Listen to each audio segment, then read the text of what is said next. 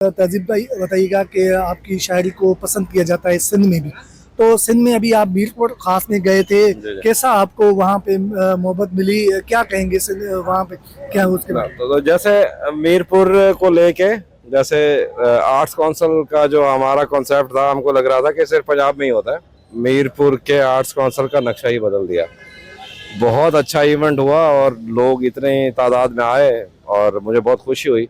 और मुझे लगता है ऐसा ही काम करना चाहिए तहजीब भाई कि प्रमोट करना बताइएगा चाहिए कि आर्ट को। सिंध में आप गए वहाँ पे मीरपुर खास में, तो वहाँ के लोग मोहब्बत कैसी थी, वहाँ भी शायरी हुई थी सिंधी में, तो क्या करेंगे इसके बारे में? बहुत बहुत अच्छे लोग हैं हमेशा ही सिंध के। हमें सिंध से बहुत कुछ सीखा मैंने। आज जो कुछ है वो या मेरे मतलब बलूचिस्तान सराइकिस्तान के सराइकी हूँ इसलिए, या सिंध की वजह से सिंध ने बहुत कुछ सिखाया मुझे।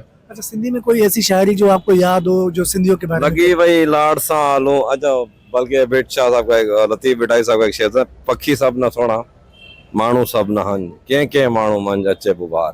Thank you.